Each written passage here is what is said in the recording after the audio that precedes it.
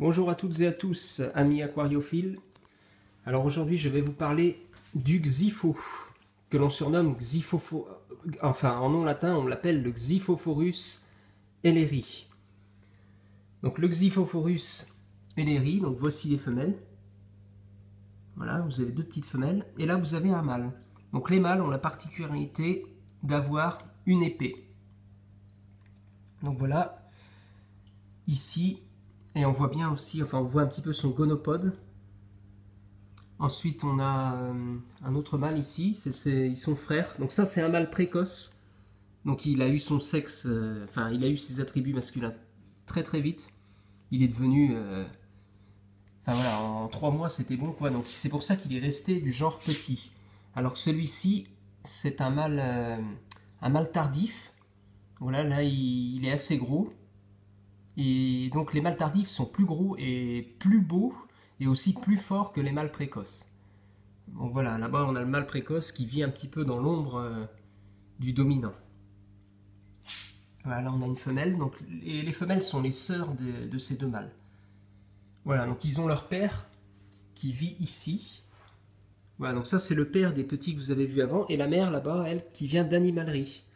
Donc le père est né chez moi, et il y a encore pas si longtemps, sa mère était toujours vivante. Ce qui fait que la mère, elle vivait dans cet aquarium-là avec ses petits-enfants. Donc voilà. Donc là, donc cette vieille femelle qui est morte, elle a eu 2 fils. Ce fils-là s'est reproduit.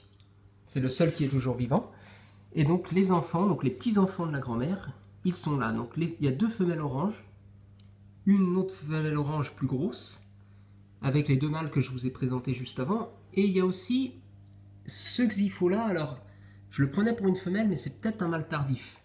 J'ai l'impression qu'il développe un gonopode. Je verrai bien après s'il a une épée qui lui pousse à la queue. Là, on saura que ce sera un mâle.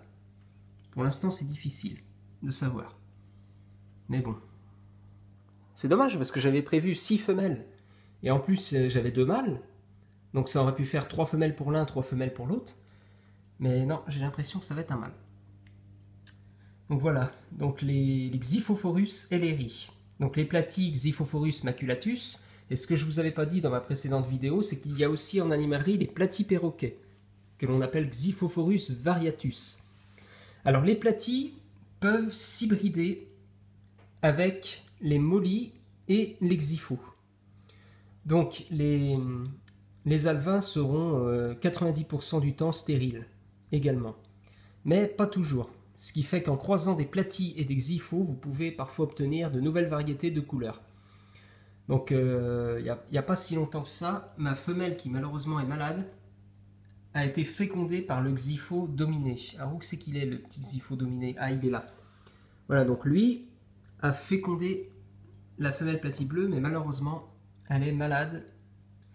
Et là, à mon avis, il lui reste que quelques jours à vivre. Du coup, bah, c'est bien dommage, j'aurais pas d'hybride Xipho platie. Et puis bah là, la petite femelle rouge, les Xipho n'y touchent pas parce que comme elle a son mâle, et le mâle platie, lui, est dominant et il se bagarre souvent avec les mâles Xipho. En particulier avec le mâle dominant qui est là. Voilà, donc ces deux-là, souvent, ils se chiquent, mais c'est quelque chose. Donc là, j'aimerais bien les voir côte à côte, voir s'ils vont se battre. Mais je trouve que depuis quelques temps, ils se battent un peu moins. Ah, il tend bien ses nageoires, il suit. Il risque de se battre là. Ouais, il tend les nageoires. Là, ça va finir en course-poursuite, mais ça va être quelque chose. Regardez comment il tend bien sa queue. Le Xipho a l'air d'avoir... Il cherche tout le temps, mais le platie, voilà, il se méfie. C'est vraiment carrément le platie qui est dominant. Il faut savoir que c'est pas toujours le cas. La plupart du temps, ce sont surtout les Xipho qui dominent les platies, mais là... Non, il n'ose pas trop s'approcher. Le platie lui fait clairement comprendre. Voilà, c'est bon, il s'en va.